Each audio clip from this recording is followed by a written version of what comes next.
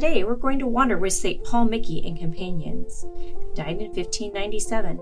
St. Paul Miki is the patron saint of Japan. His feast day is February 6th. Sometimes, when we think of what our faith is all about, we think pretty small.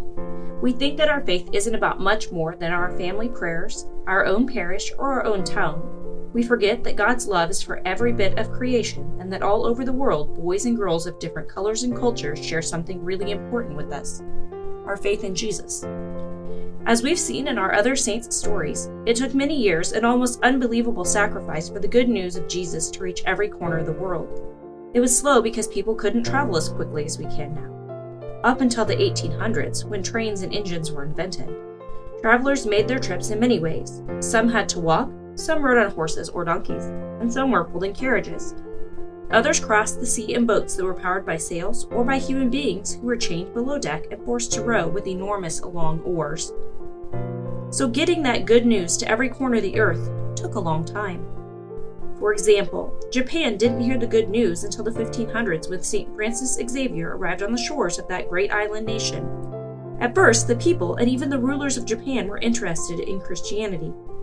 As St. Francis Xavier discovered, the Japanese were quite intelligent and they enjoyed discussing religion and philosophy. Many Japanese people even welcomed Christianity. And it's said that within 40 years of St. Francis Xavier's visit, more than 200,000 Japanese had embraced Christianity. All was going well, it seemed. Japanese Christians lived peacefully, worshiping God, teaching their children, and helping the poor. But that peace wouldn't last. In fact, it was going to end in a quite terrible way, forcing Christianity to disappear from Japan for almost 300 years. It all started with a rumor. You know how harmful rumors can be. The rumor spread and reached the rulers of Japan. It was whispered that Christianity was nothing more than a way for the Spanish and Portuguese rulers and merchants to come to Japan and eventually conquer it. The Japanese rulers would have none of that. They immediately made it a crime to be a Christian. What followed was a terrible time of persecution of Japanese Christians.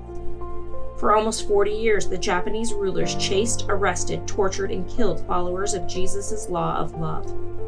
They treated the Christians in the most horrible ways so that all Japanese people would know that they could never listen to Christian preachers again. Paul Miki was one of several Christians killed in the year 1597. These people came from all walks of life. One of the persecuted was a former pagan priest. Several children were arrested and tortured as well.